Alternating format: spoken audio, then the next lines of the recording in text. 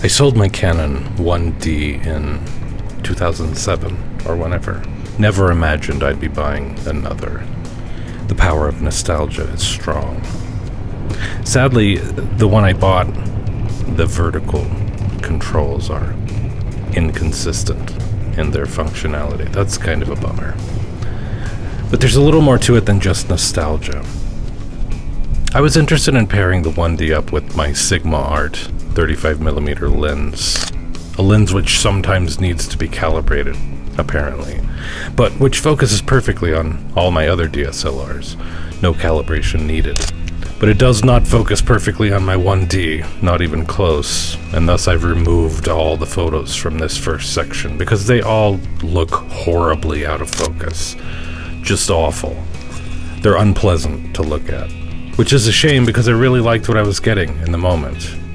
Even went through the trouble of getting in the water, and what a huge disappointment, and frankly, really concerning. Because what if it's not that Sigma Art lens specifically? What if it's just this camera's autofocus is way off, period? More testing will be necessary. But if I have to return it, I certainly can. I don't think I'm going to over the vertical controls alone. I think I can live with that, given how kind of hard to find this camera is at a good price. I went through this whole process of becoming a portrait and wedding photographer way back when, in a particular way, at a particular time, under a particular set of circumstances. And the gear available to me at the time played a huge role in my finding my voice as a photographer. This 4-megapixel Canon 1D from 2001, a flagship camera at the time, the flagship camera, in my opinion, played a huge part in my development back a million years ago. I used to come to this area quite a bit for portraits back when I shot the 1D as my main camera. It looks a lot different now. My old spots don't even exist anymore. But who cares? The point is, I'm just so excited to be shooting the 1D again. This is like the ultimate for me. Yeah, and this is a different lens, a Canon 200mm prime lens, and it focuses just fine. No problem. It's actually kind of too bad. I have the dock to calibrate the Sigma lens, but if I do, it's going to look off on every other DSLR I own. So I might just have to settle for my Canon 50mm 1.4 for a walk-around lens with this camera. And 50 is my favorite focal length, but I've actually been working toward the goal of shooting instead on a 35 and an 85 and retiring the 50 1.4. Because I shoot primarily a 50, if not exclusively, on Canon RF. And I do find that it's almost a burden, or a challenge at least, to be a huge fan of 50mm. Because it's not so obvious what your second lens should be in your bag, or especially in a 2-camera setup. Because a 35 just isn't different enough. And an 85 just isn't different enough from a 50. My sweet kitty cat Miyako just had her first major procedure of her adult life. She's 12, she had to go under anesthesia and have some oral surgery. So I'd like to be out shooting the 1D, but she needs me. Interestingly, these photos of her recovering were all shot with that Sigma 35mm lens, and they're all quite sharp. And it got me thinking that close up, this camera and this lens play perfectly well together, but at a distance, they definitely don't. So a handful of days later, Miyako's doing better, and I slip out to test my hypothesis. Starting at f1.4, I shoot the same thing and work my way all the way to f11, 1/3 of a stop at a time. I'm curious to know at what point do distant subjects become acceptably sharp. Right about here, f3.2. At the lake the other day I was shooting at 2.2, but oddly even the 1.4 shots today looked sharper than the 2.2 shots at the lake. And I have no explanation for that. Well, I really don't want to be doing tests, I want to be shooting the camera.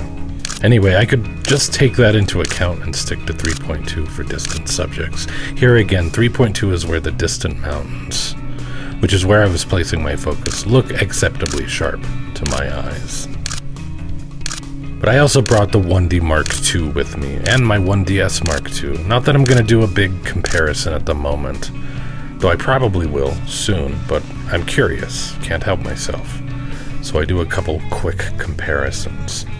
Because 4 megapixels ain't much, how will it compare to 8 or 16?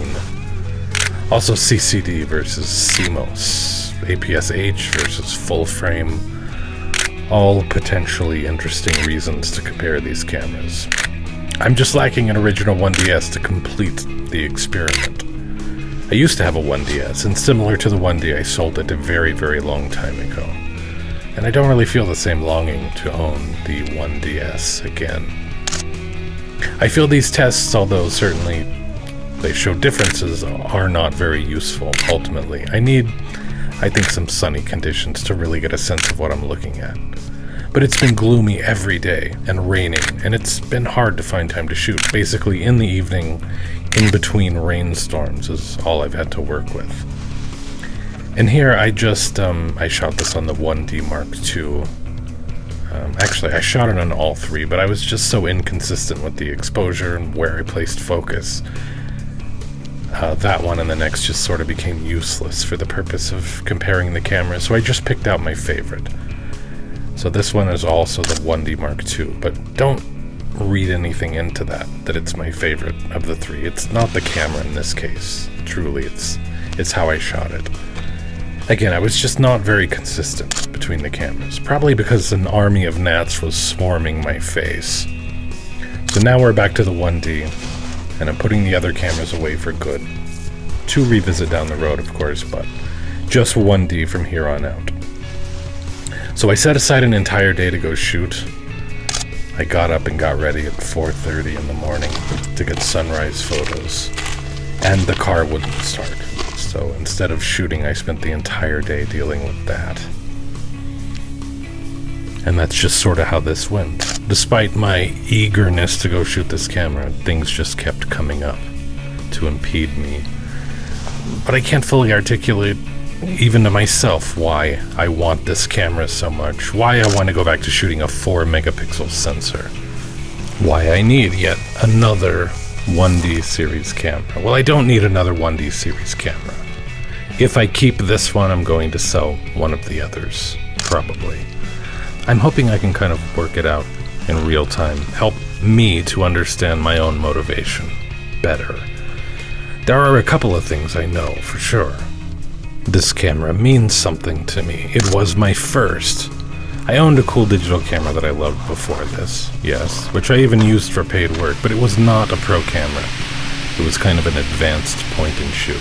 See what I mean? Every day this past week, or two, my plans to go shoot got screwed.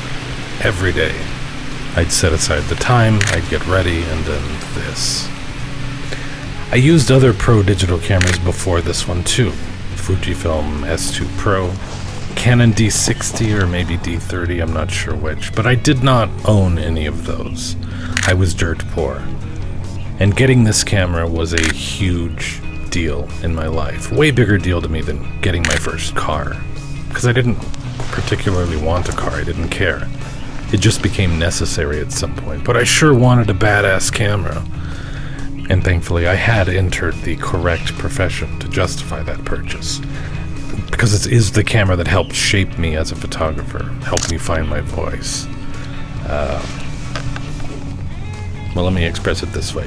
The 5D Mark II is the camera I have the most history with. But by the time that camera came along, I was a miserable, jaded photographer who didn't really even like photography anymore. I was just collecting my paycheck, going home. I've mentioned this before, forgive me, but rewind the clock back to the 1D, and photography was exciting and unknown, and it was a period of experimentation and discovery for me. Trial and error.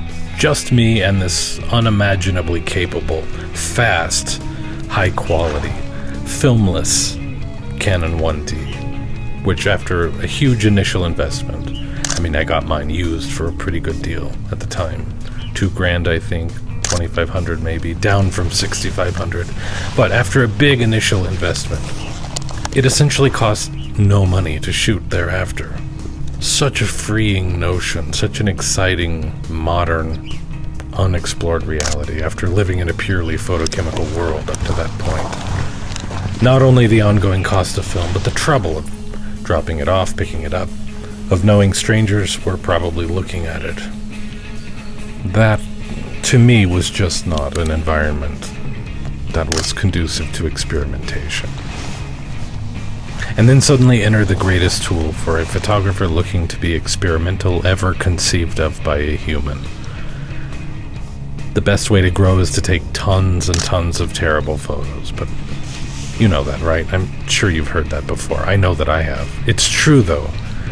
For this to be useful, of course, requires you to be aware of how terrible they are. This is certainly a problem for some due to ego or whatever. Be aware that your photos suck, and then learn from your goddamn mistakes. There is no shortcut. Well, if there is, this is the shortcut. Occasionally you'll get one that stands out from the others as good, and then you can analyze what makes it better, and then do more of that and less of the other thing. That's basically how that goes. Doing that in a film-based world is a much slower process. Fun fact, I just had to break and go vomit. And now I'm back. I feel like complete shit today. But I think part of why I'm drawn to the 1D again is that it offers a particular kind of image making that really doesn't exist anymore. Not better. Certainly not better. Just different. Old, outdated, but incredible nonetheless. Amazing, ingenious, obsolete.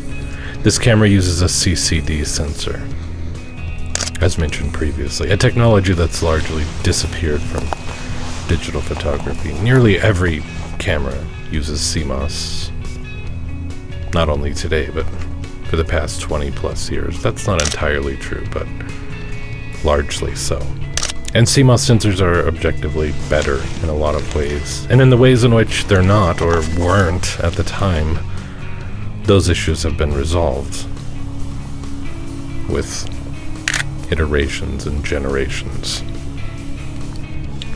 But with all that improvement comes a kind of homogenization. I mean, doesn't it feel that way, that everything is kind of the same, camera to camera? Personality is not such a thing so much anymore. More dynamic range, more resolution. Everyone wants that, right?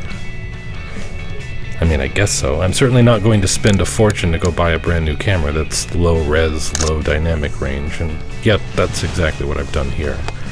Minus the fortune. I don't know, this is all a big confusing mess in my brain. That's why I'm trying to sort it out. But to shoot this camera is to value something completely different than, I guess, what you're expected to value. This sensor is unpredictable at times. That's how I remember it from way back when, and sure enough, confirmed. I feel the same way as I use it today. Feels kind of analog in that way. Electronic. It doesn't look like film, but like electronic in a cold 1950s sci-fi kind of way. Pre-digital, like vacuum tubes. Like crackling electric arcs. That's the kind of imagery that comes to mind when I think of CCD sensors. Am I being overly dramatic? Yes. But I find the engineering behind CCD sensors fascinating. But then I'm not an engineer, so I hesitate to get into it. But I'll just say broad strokes, the electrical charge, the data, is read out and converted from analog to digital, not 1 pixel at a time. Well, technically it probably is 1 pixel at a time, it would have to be, but 1 row at a time.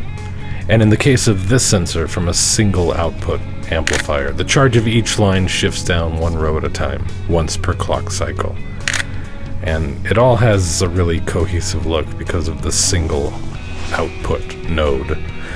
So you're not getting like a crazy amount of variation pixel to pixel, which could be an issue with some of the early CMOS sensors, but I'm no expert. It's entirely possible that I'm getting something wrong in my explanation here, but that's my understanding. And the transitions are creamy, or at least can be. Highlights are easily blown, really easily. The dynamic range is something like 7.7 stops on this sensor, very close to slide film. I've also read 9 stops of dynamic range, so who knows? And better still, who cares? When I originally owned the 1D, I didn't buy it at launch. I bought it used a couple years later. And shortly thereafter, the 1D Mark II came out. And I used that camera, the Mark II, a lot as well for studio work. But then I'd go out to location and use my 1D that I owned. I didn't own the Mark II. But I really felt the 1D Mark II images looked better. More consistent, warmer, nicer contrast. That's how I felt at the time. Prints made from the 1D Mark II with its 8 megapixel sensor looked sharper, more crisp. I really wanted the Mark II, but couldn't have it. What I could have was my Mark I. And so whenever it was, I decided it would be fun to own a 1D again a handful of years ago. It was the original 1D, this one, that I wanted at first, because, like, how fun would that be to go shoot with such an old friend again? It was the camera, after all, that had excited my imagination at the time, caused me to get extremely experimental, grow, find my voice, all that stuff. And maybe it could do that for me again.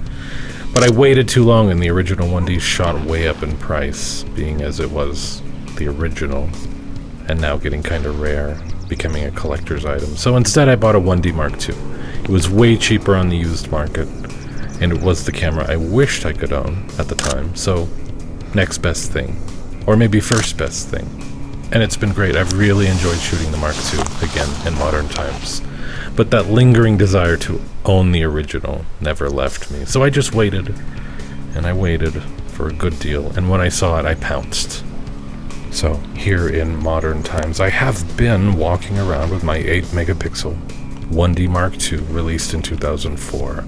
But why is it I feel the need to go back even farther, even lower resolution, all the way back to 4 megapixels, the 1D released in 2001? I don't know, is it just that I'm forever locked onto this one specific model because that's what I owned at the time?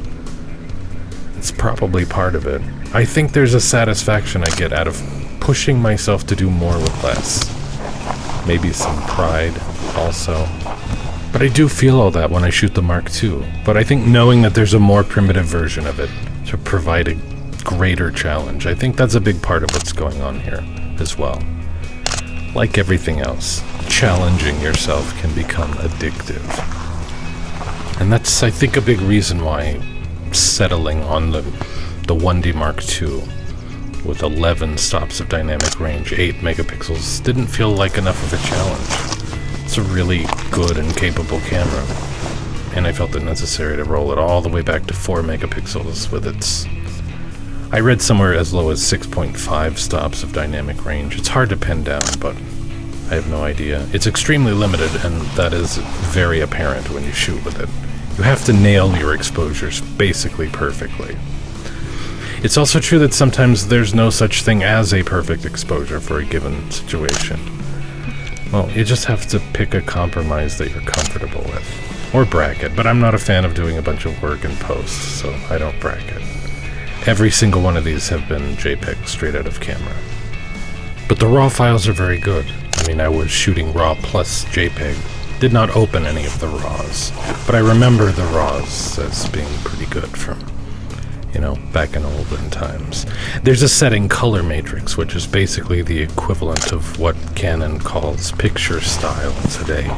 The early stuff I was shooting, earlier in the video, I was shooting color matrix 3. And maybe alternating a bit, but eventually moved over to 1 and remained there ever since. 1 is what I used to shoot back when I owned this camera before. I had recently encountered the information that evidently some people who love this camera like it specifically for its color matrix 3 look, which is a higher contrast, higher saturation look, which frankly sounds pretty good to me in concept, but I did find that I still prefer the look of color matrix 1. That is the signature 1D look to me, so that's what I settled on, same as back then. But owning a 1D again has been the trippiest camera experience of my life. To use this camera once upon a time when it was cutting-edge tech, to using it all these years later as kind of a relic of the distant past. It's weird, to say the least. Still looks and feels like cutting-edge tech, though. It's a monstrous, heavy, solid object. Beautifully refined design. A feeling of absolute precision. But, okay, look at this total sensor fuck-up with the vertical line right through the sun here. Kind of looks like a skewed oval from an old-school paint program. But I remember this, too. A CCD artifact, no doubt. Super interesting. I remember having to paint that stuff out in Photoshop sometimes. Yeah, we've come a long way, but I love it. Am I a weirdo for liking stuff like that? Fuck, I hope so. Well, it's just a joyous camera to use still, and a remarkable piece of technology. I remember feeling like when this camera arrived, I was really living in the future. To achieve this level of quality without film, with no discernible shutter lag, that had been a huge problem with cameras I had owned or used prior to this. And not that I thought that 4 megapixels was a lot, I didn't at all, but it was an achievement for sure to accomplish 4 megapixels at the speed at which this camera shoots, 8 frames per second. So that was the only bummer for me at the time.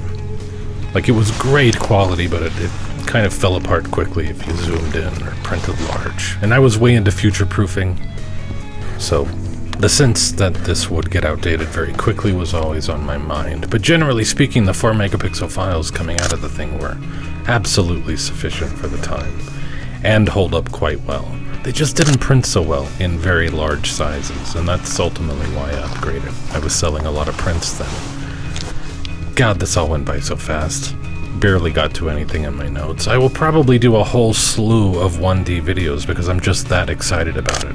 And the conditions I had to shoot in sucked, and I couldn't go anywhere cool, and I don't know, just I had some thought of maybe just tossing this and starting over, but I don't need to own 3 1D series cameras, so at least one of them is probably getting sold. It's just a question of which one.